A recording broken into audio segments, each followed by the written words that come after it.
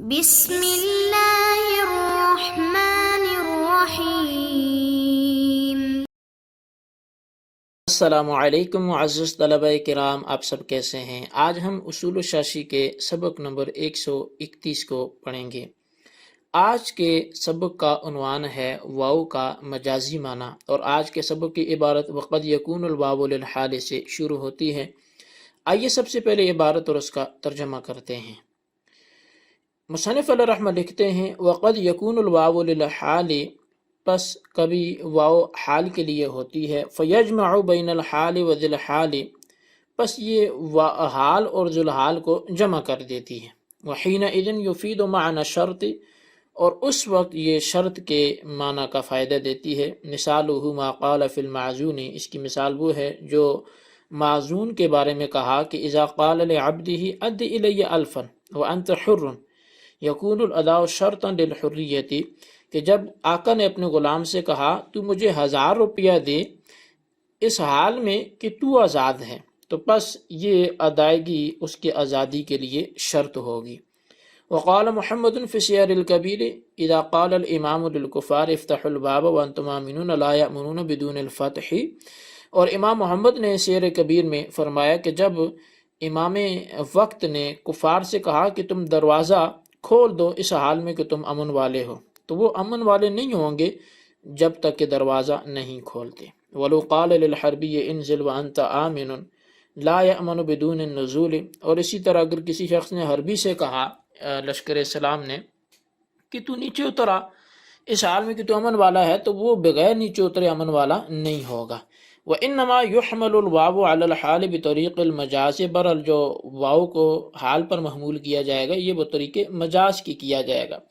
فَلَا بُدَّ مِنْ احتمال اللفظ عَلَى ذَلِكَ، پس اس پر بھی لفظ کا احتمال ضروری ہے۔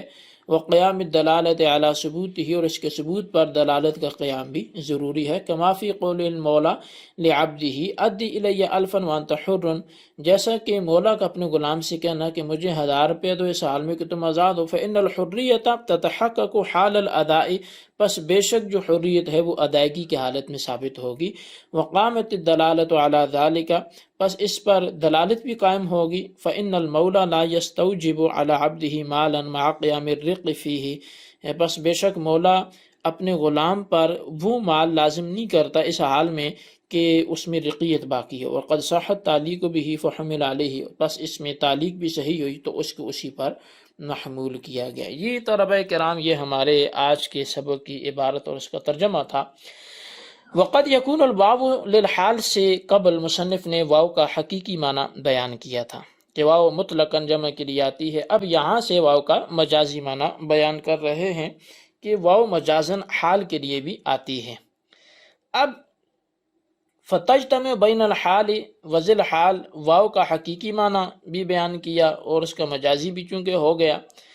اب واو کا حقیقی معنی ہے مطلقاً جمع کے لیے آنا، اور واو کا مجازی معنی ہے حال کے معنی میں ہونا۔ چونکہ معنی حقیقی اور معنی مجازی کے درمیان وجہ اشتراک کا ہونا ضروری ہوتا ہے، جس وجہ سے وہ دونوں آپس میں مشترک ہوتے ہیں، تو اس وجہ اشتراک کو مصنف نے فتجتمع سے بیان کیا کہ جس طرح معنی حقیقی میں معطوف علیہ اور معطوف کا جمع ہونا پایا جاتا ہے، اسی طرح معنی مجازی میں حال بھی ذو الحال کے ساتھ جمع ہوتا ہے۔ لہٰذا وصف جمعیت میں معنی حقیقی اور معنی مجازی دونوں شریک ہیں۔ اب حال کے ذو الحال کے ساتھ جمع ہونے کی کیا وجہ ہے؟ تو حال حقیقت میں ذو الحال کے لیے بمنزلہ صفت ہوا کرتا ہے کہ جس طرح صفت اپنے موصوف کے ساتھ جمع ہوتی ہے اس سے جدا نہیں ہو سکتی، اسی طرح حال بھی اپنے ذو الحال سے جدا نہیں ہو سکتا بلکہ اس کے ساتھ جمع ہوتا ہے۔ اب واو حالیہ کا فائدہ کیا ہے؟ تو کہتے ہیں جب واو حال کے معنی میں ہو تو شرط کا فائدہ دے گی کہ واو کا ما قبل یا ما بعد بمنزلہ شرط ہوگا اور دوسرا کلام بمنزلہ جزا ہوگا۔ اس کی پہچان کلام کے اسلوب سے پتہ چلے گی کہ کون شرط ہے اور کون جزا ہے۔ اب مصنف علیہ رحمہ 3 مثالیں بیان فرمائیں گے جو حال کے حوالے سے ہیں، تو یکے بعد دیگرے ہم تینوں مثالوں کو سمجھنے کی کوشش کرتے ہیں۔ تو مصنف نے امام محمد سے واو کے حال کے معنی پر مشتمل ہونے کی تین مثالیں جو پیش کی ہیں ان میں سے پہلی مثال یہ ہے کہ آقا نے اپنی اجازت یافتہ غلام سے کہا، یعنی جس کو آقا نے اذن دیا ہوا تھا، اور یہ کہا کہ ادی الی الفا وانت حر، کہ تو مجھے 1000 درہم دے اس حال میں کہ تو آزاد ہے۔ یہاں واو حالیہ ہے جو شرط کے معنی کو متضمن ہے، لہٰذا غلام کی آزادی کے لیے واو سے قبل کلام 1000 کی ادائیگی شرط ہوگی کہ پہلے 1000 ادا کرے گا تب آزاد ہوگا۔ اب یہاں یہ جو بات ہم نے کی کہ ادی الی الفا وانت حر میں واو عاطفہ نہیں ہو سکتی، یہ حالیہ ہی ہوگی۔ عاطفہ کیوں نہیں ہو سکتی؟ اس گزشتہ مثال میں واو عاطفہ نہیں بن سکتی، اس کی وجہ یہ ہے کہ واو عاطفہ سے قبل معطوف علیہ اور بعد معطوف دونوں کلام میں مقصود ہوتے ہیں۔ اگر اس مثال میں واو عاطفہ بنائیں تو خرابی یہ لازم آتی ہے کہ آقا اپنا غلام ہونے کے باوجود اس پر 1000 روپے لازم کر رہے، حالانکہ غلام کے پاس جو کچھ ہے وہ آقا ہی کا تو ہے۔ اپنے آپ ہی پر لازم کرنا ایک عبث، ایک لغو فعل ہے، فضول فعل ہے، لہٰذا واو حالیہ ہی ہے جو شرط کا فائدہ دیتی ہے۔ یہ پہلی مثال کی تقریر تھی۔ دوسری مثال یہ کہ اگر مسلمان کمانڈر نے کلا میں قید کفار سے کہا افتحوا الباب وانتم آمنون، کہ تم دروازہ کھولو اس حال میں کہ تم امن والے ہو، اس جملے میں واو حالیہ ہے جو شرط کے معنی کو متضمن ہے، لہذا کافروں کو امن تب ملے گا کہ جب وہ دروازہ کھولیں گے، مطلب یہ ہوگا کہ اگر تم دروازہ کھولتے ہو تو تمہیں امن ہے۔ تیسری مثال جو ہے وہ مسلمان کمانڈر نے کسی حربی سے کہا انزل وانت آمن، کہ تو نیچے اترا اس حال میں کہ تو امن والا ہے، یہاں بھی واو جو ہے وہ حالیہ ہے جو شرط کے معنی کو شامل ہے، لہٰذا امن تب ملے گا کہ جب وہ قلعہ سے نیچے اتر آئے گا، ورنہ اس کو امن نہیں ملتا اگر وہ نیچے نہیں اترتا۔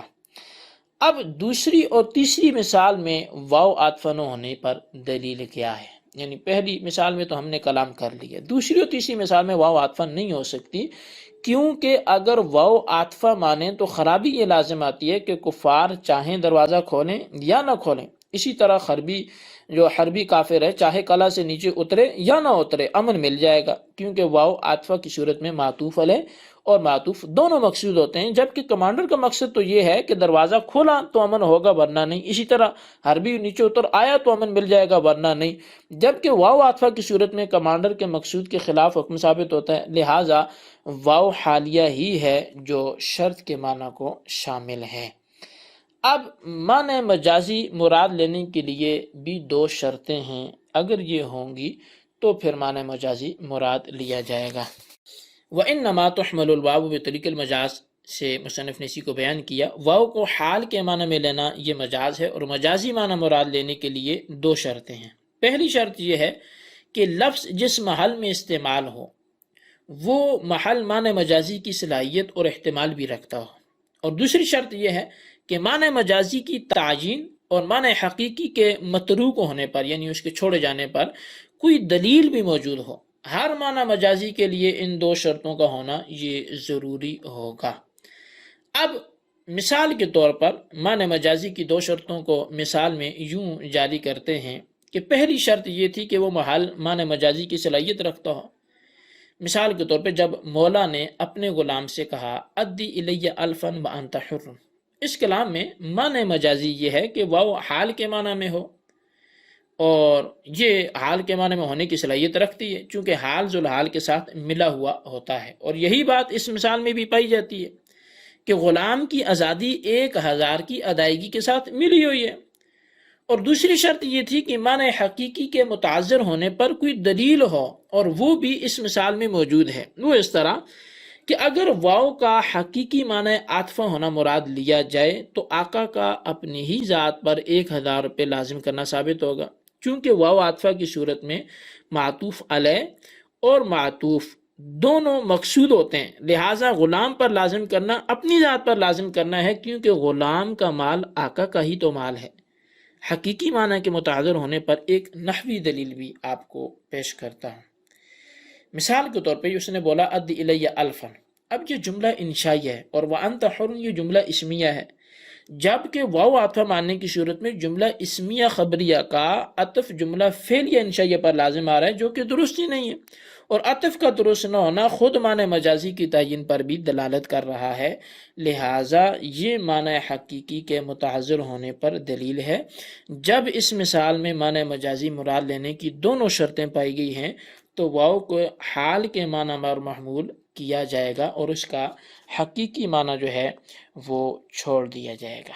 تو جی طلبہ کرام، یہ ہمارے آج کے سبق کی عبارت تھی، اس کا ترجمہ تھا، اس کی وضاحت آپ نے ملاحظہ فرمائی۔ آج کے سبق میں ہم نے واو کے مجازی معنی کو بیان کیا، اور واو کس چیز کا پھر یہ مجازی معنی فائدہ دے گا یہ بھی بیان کیا، پھر اس پر 3 مثالیں پڑھی، پھر مجازی معنی مراد لینے کے لیے 2 شرطیں پڑھی، پھر ایک مثال سے ہم نے ان شرطوں کا اجرا بھی کیا۔ تو آج کے سبق کو اپنے رجسٹر پر نوٹ کریں، بالخصوص ان سوالات کے جوابات دیں۔ سوال نمبر 1 یہ ہے کہ واو کے حقیقی اور مجازی معنی کے درمیان مناسبت کیا ہے وہ بیان کریں، اور سوال نمبر 2 یہ ہے کہ واو کا مجازی معنی مراد لینے کے لیے کون کون سی شرطیں ہیں تحریر کریں۔ اللہ تبارک و تعالیٰ سے دعا ہے جو کچھ ہم نے پڑھا سنا اسے یاد رکھنے کی توفیق نصیب فرمائے، آمین بجاہ النبی الامین صلی اللہ علیہ وسلم۔